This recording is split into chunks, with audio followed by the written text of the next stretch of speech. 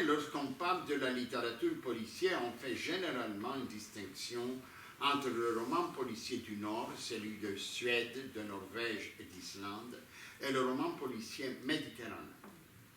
Le roman policier nordique est en partie aussi une littérature urbaine. Pour ne citer que deux exemples, le roman d'Arnedal ou de Lisa Marklund se passe à Stockholm, alors que ceux de Henning Mankell à Ystad. Mais dans la littérature policière méditerranéenne, la ville signifie bien plus que ça. Les romans incarnent l'essence de la vie. Ils intériorisent sa respiration et son âme. Je vais vous donner quelques exemples pour que ne vous croyiez pas que j'exagère. La trilogie de Marseille de Jean-Claude Izzo, Sans la bouillabaisse et les fruits de mer. Ces romans provoquent chez ceux qui sont déjà allés à Marseille une irrésistible envie de bouillabaisse ou de moules et d'huîtres. Car les poissons et la mer font partie de l'essence et de l'âme de la ville. Un autre exemple. Supposons que vous parliez parfaitement catalan, sans le moindre accent, et vous vous rendiez à Barcelone. Si vous dites à un Barcelonais que vous adorez les romans de Manuel Vázquez Montalbán, il saura sur le champ que vous n'êtes pas d'ici. Parce qu'à Barcelone, personne n'évoque Montalbán par son nom complet. Il parle simplement de Manolo. Et vous pouvez faire un tour organisé et visiter les endroits où Manolo se baladait ou aller boire un café. On vous amènera au restaurant Casa Leopoldo, là où Manolo mangeait et parfois même cuisinait.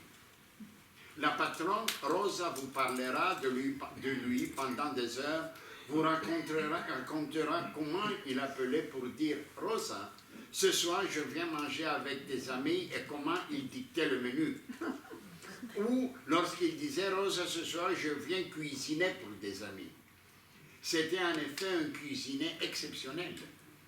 Il n'y a pas seulement le cahier des recettes de Madame Maigret, il y a également les recettes immorales de Montalbán.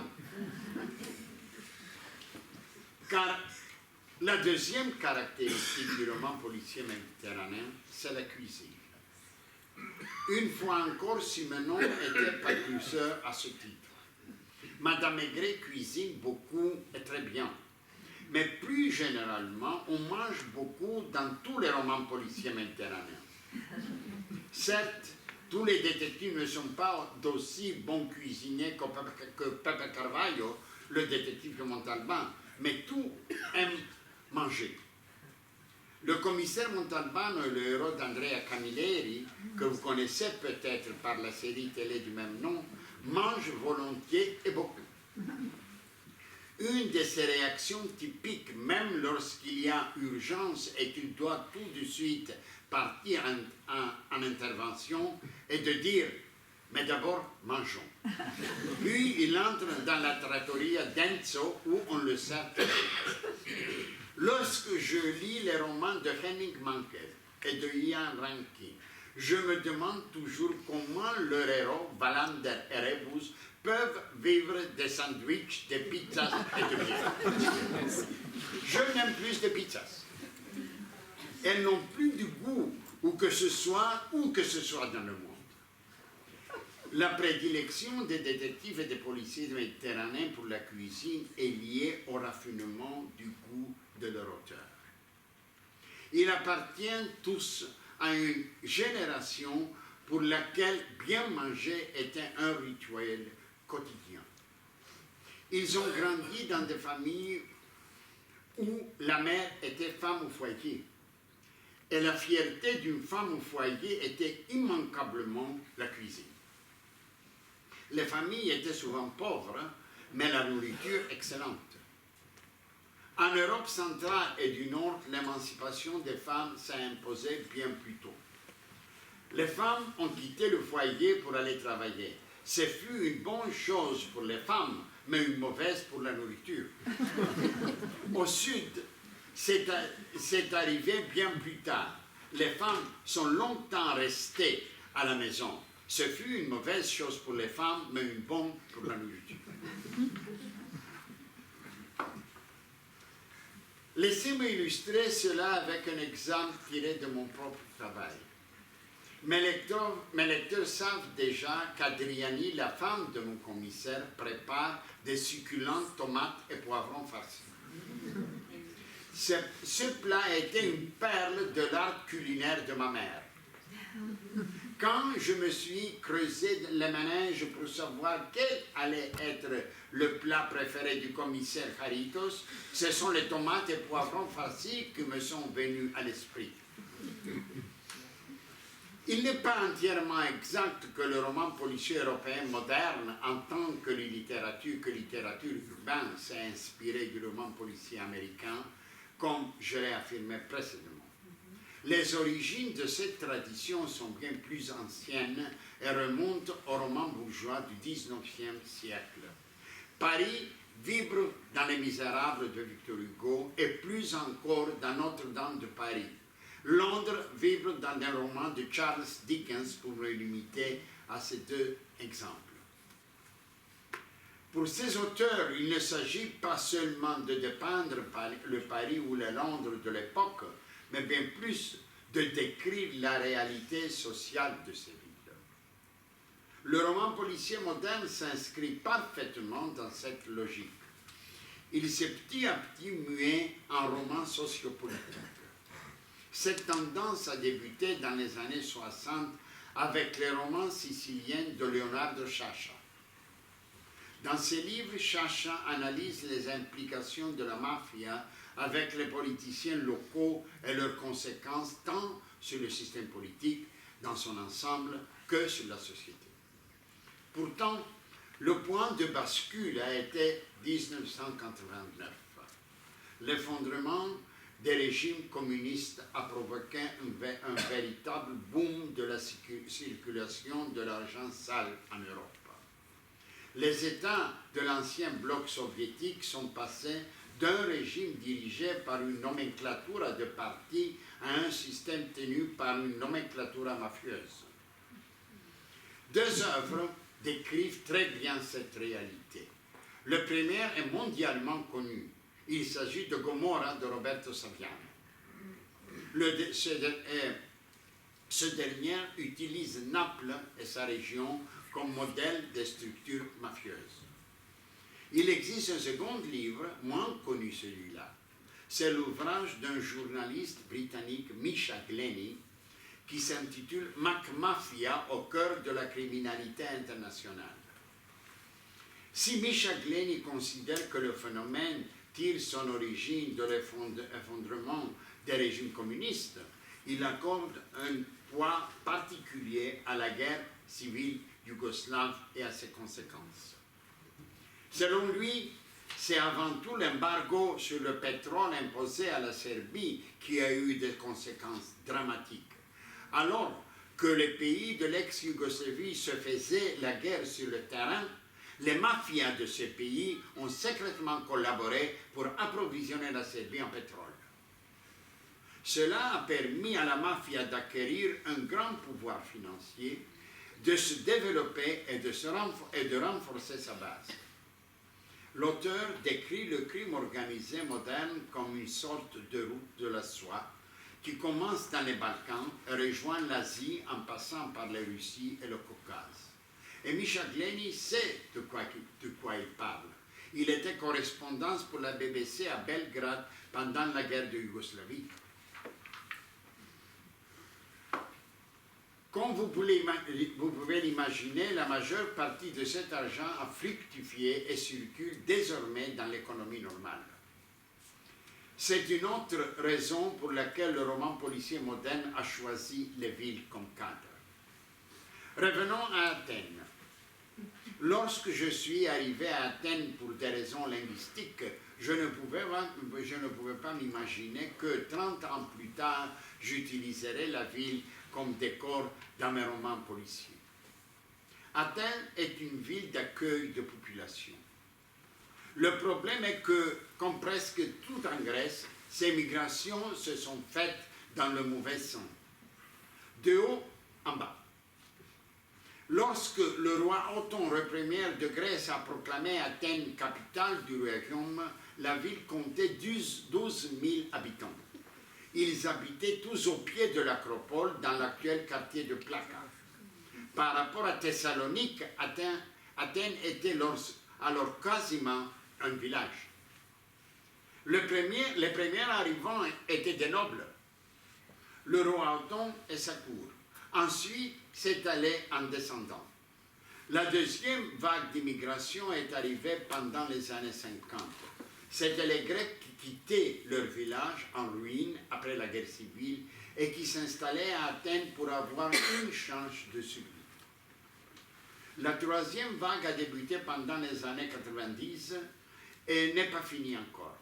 Au début des années 90, il y a d'abord eu les Albanais, les Bulgares et les Roumains, après la chute des régimes communistes. Les derniers arrivés sont les migrants venus d'Afrique et d'Asie. La deuxième vague a marqué la ville de manière décisive. Les Grecs originaires de la campagne forment la colonne vertébrale de la population athénienne. Pendant des années, ils ont travaillé dur et composent aujourd'hui la petite bourgeoisie et la classe moyenne, ceux qui sont le plus gravement touchés par la crise actuelle. Le gouvernement, la Troïka, Bruxelles, tous affirment que c'est nécessaire pour sauver le pays. C'est possible, mais c'est aussi injuste. Nécessité et justice sont rarement compatibles. Charitos et Adriani, le commissaire de Romain et sa femme, ne sont pas originaires d'Athènes. Ils viennent tous deux de la campagne. La famille d'Adriani s'est installée à Athènes lorsque de la deuxième vague d'immigration. Charitos est arrivé bien plus tard, pendant la dictature militaire, pour entrer à l'école de police.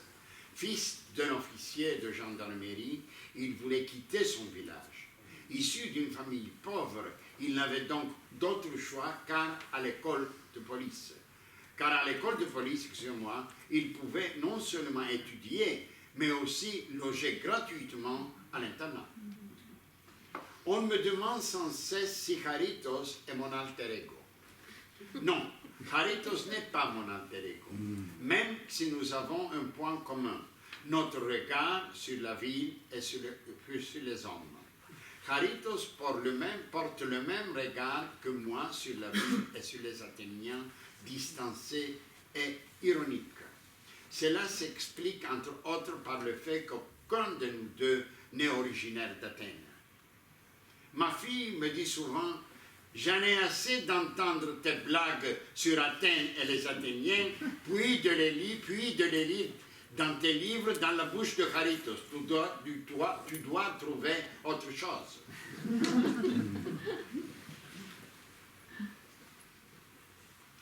Mesdames, Messieurs, il n'y en a en substance que deux façons de créer un personnage de roman. On peut soit se mettre à son bureau et créer le personnage dont on a besoin pour l'histoire, soit partir d'un personnage réel que l'on connaît bien et construire le personnage sur cette base. Il ne s'agit pas de déterminer quelle méthode est la meilleure. La première méthode conviendra mieux à tel écrivain, la seconde mieux à tel autre. J'appartiens à la deuxième catégorie d'écrivains. Je parle toujours d'une personne réelle. Je l'ai déjà dit, les tomates et poivrons farcis d'Adriani, la femme de Charitos, étaient un des plats préférés de ma mère. Après avoir lu mon troisième roman, Le Tchè s'est suicidé, dans lequel le commissaire est en arrêt pour convalescence, ma sœur m'a appelé pour me dire « Dis donc toi, cette Adriani, elle est comme notre mère. Notre mère nous a aussi terrorisés exactement comme le fait Adriani Charitos, de peur qu'il nous arrive quelque chose lorsqu'elle ne nous surveillait pas. » Adriani devint peu à peu le portrait craché de ma mère. Lorsque j'ai besoin d'un dicton ou d'une réaction d'Adriani, je me dis toujours « Qu'aurait dit ma mère ?» Un autre personnage créé de cette façon est le communiste Zisis. Avant de travailler avec mon éditeur actuel, j'avais un autre éditeur qui était en même temps l'ami le plus proche que j'ai jamais eu. Il est malheureusement décédé. Sa maison d'édition se trouvait au premier étage d'un bâtiment ancien. Au rez-de-chaussée habitait un vieux monsieur qui gagnait sa vie en peignant des images d'îles grecques destinées au marché touristique. Cet homme rendait souvent visite à mon éditeur et racontait ses histoires de vie. Comment il s'était engagé dans le mouvement de résistance pendant l'occupation de la Grèce avant d'être arrêté et torturé par les nazis. Comment il avait combattu avec la gauche pendant la guerre civile, puis avait été déporté 5 ans sur une île, ou comment il avait une nouvelle fois été arrêté et torturé à l'époque de la junte militaire. Je repris cet homme tel qu'il était et gardé tout son parcours et lui a donné le nom de Lambros Zisis. Mais lors de l'écriture de mon roman L'empoisonneuse d'Istanbul, cette façon de procéder a failli me conduire en prison. Tout d'abord, je n'arrivais pas à transposer à Istanbul la distance aux matériaux et à la ville que j'avais avec mes romans qui se passaient à Athènes. Ensuite, Istanbul était la ville de mon enfance et de mon adolescence, c'était la ville de ma famille. Je me heurtais à un mur de souvenirs et d'émotions qui brouillaient ma vision. Cela m'a également gêné pour construire l'histoire. Les histoires des années passées à Istanbul étaient plus fortes que les histoires que j'ai inventées. Les souvenirs chassaient les idées. À cela s'ajoutait la ville. Elle m'imposait une autre histoire que celle que je voulais raconter. D'une part, parce qu'elle avait tellement changé durant toutes ces années, d'autre part, parce que les parties de la ville qui rappelaient encore l'ancien temps racontaient en même temps une autre histoire du passé qui n'avait que peu à voir avec mon histoire présente. Il m'aura fallu de mois pour trouver la solution à mes problèmes en la personne d'une vieille femme nommée Maria Hambu. Maria Hambu était la nourrice qui m'a élevé et plus encore ma sœur cadette. Maria Hambu est devenue l'héroïne du roman aux côtés de Charitos. Je l'ai transposée dans le roman avec son vrai nom, Maria Hambu, et ai repris une grande partie de sa vie pour le personnage. Ces dernières années, j'ai écrit une trilogie qui est devenue une tétralogie que j'ai intitulée La trilogie de la crise. Je voulais traiter de la crise dans 3 livres, ils sont devenus 4. Mais je voulais en même temps suivre le déclin d'Athènes et de ses habitants au fil des ouvrages. La crise a des conséquences dévastatrices sur la vie. Comme je l'ai récemment écrit dans un article, Athènes n'est pas en train de mourir d'un arrêt cardiaque, mais d'Alzheimer. La ville perd la mémoire. Istanbul, des années 50, orientale et ouverte sur le monde, est devenue The Mall City. Athènes, des années 60, petite et joyeuse, est devenue une métropole qui s'égare tel un cyclope sans mémoire. Mesdames, Messieurs, c'était une longue conférence. Je vous remercie de votre patience et de votre attention.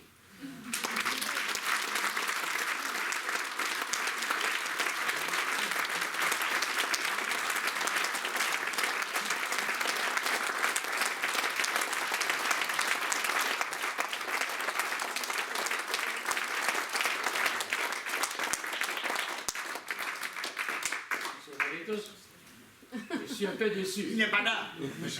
Pardon. Excusez-moi, je faisais une petite confusion. Je suis un peu déçu parce que je venais écouter une belle conférence sur l'économie internationale, bien structurée, et rien du tout. Je suis désolé. Par contre, vous nous avez livré deux belles conférences. ils se sont bien entremêlés sur la ville et sur le roman policier et votre propre vie. Je vous remercie infiniment. Et je suis vraiment content que vous ayez pu nous dire tout ça. Maintenant, je crois qu'il y aura quelques questions. Bien. Mais laissez-le boire un verre d'eau.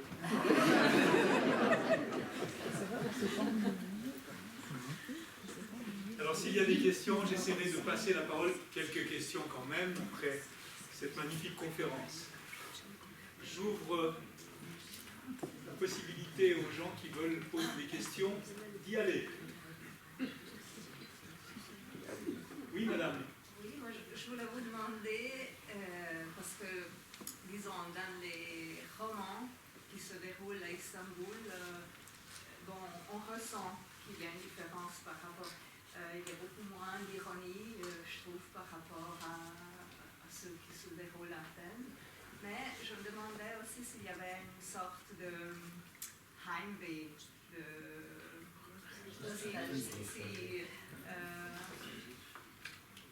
Non, ce n'était pas le Heimweh, disons dans la nostalgie, c'était plutôt une contradiction entre Istanbul des années 2000, fin des années 90, et disons, de la période que je vécus à Istanbul. Il y avait un changement profond entre les deux. Et maintenant, je ne reconnais plus la ville. C'est tout à fait étrangère pour moi. Et je ne veux pas aller parce que je deviens très triste. Je crois que le manque d'ironie vient de le personnage, disons, principal qui était Maria Hambo. Maria Hambo était notre nourrice, mais il y a une histoire qui est vraiment triste avec cette femme. Maria Hambo avait été avec nous presque 45 ans. Quand mes parents ont décidé de se réinstaller à Athènes, de s'installer à Athènes et quitter Istanbul, Maria Hambo avait 90 ans, comme dans le roman. Alors ma mère a pensé que c'était impossible pour cette vieille femme d'aller, disons, de faire face à des difficultés d'une relocation d'une ville à une autre ville et pays étrangère pour elle. Elle n'était jamais en Grèce. Alors elle a pris la décision de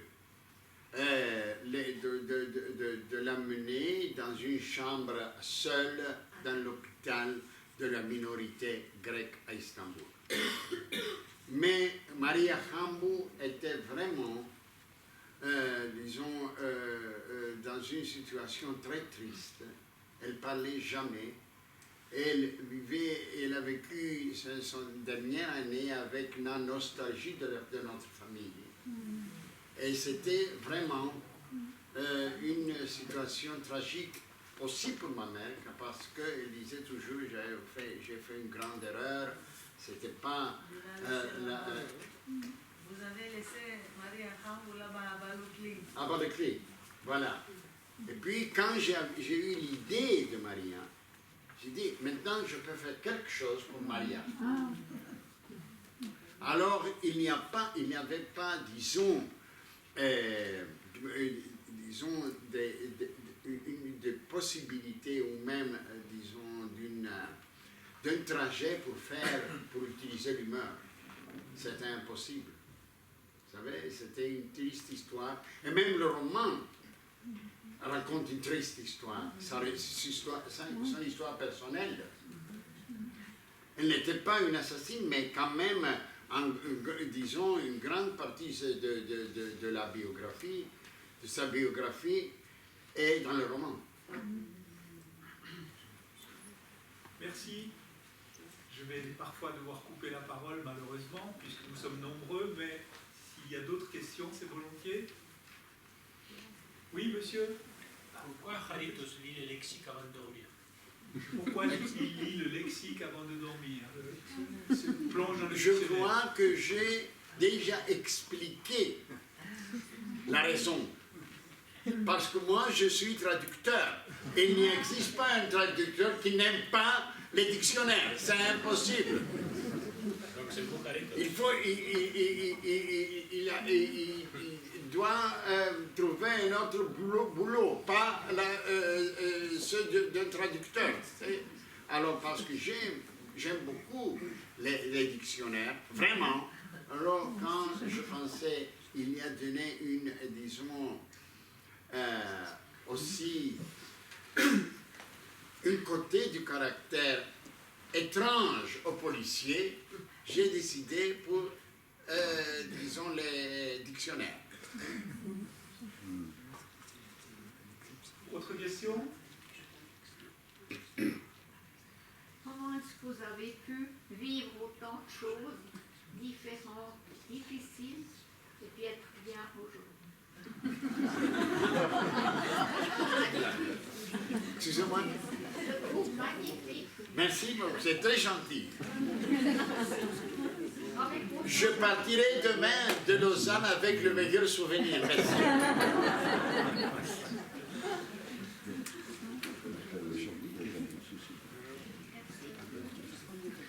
Alors, s'il n'y a pas d'autres questions, nous allons applaudir. Ah, madame, excusez. Alors oui, vous dites qu'Athènes vit mal, mais elle vit quand même. Alors est-ce que le commissaire Kharitos va continuer son travail? Ah oui, Ah oui. oui, certainement. C'est une autre façon de vous demander quel livre vous êtes en train d'écrire. Je voudrais vous poser une question. Vous critiquez beaucoup, M. Markaris, l'actualité grecque. Oui. Dans la trilogie surtout, il y avait une grande critique pour la situation, pour la crise, pour les raisons de la crise, pour les gens de cette fameuse période après la dictature. La dictature. Comment ça s'était senti par les autres, par vos amis, par les Madame, vous êtes grecque, intellectuels? vous habitez en Grèce. Alors vous devez comprendre que les Grecs sont très heureux quand un autre Grec critique la situation et la politique. Quand un étranger dit la même chose, ils sont furieux.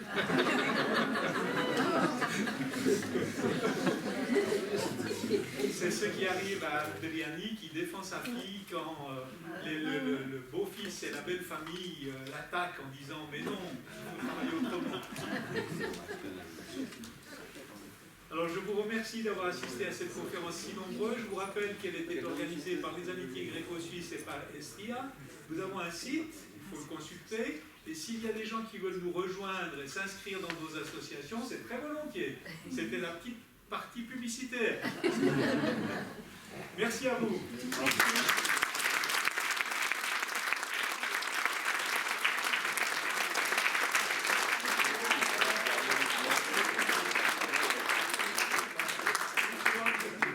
Juste pour vous dire qu'on ne savait pas qu'il y aura autant de monde.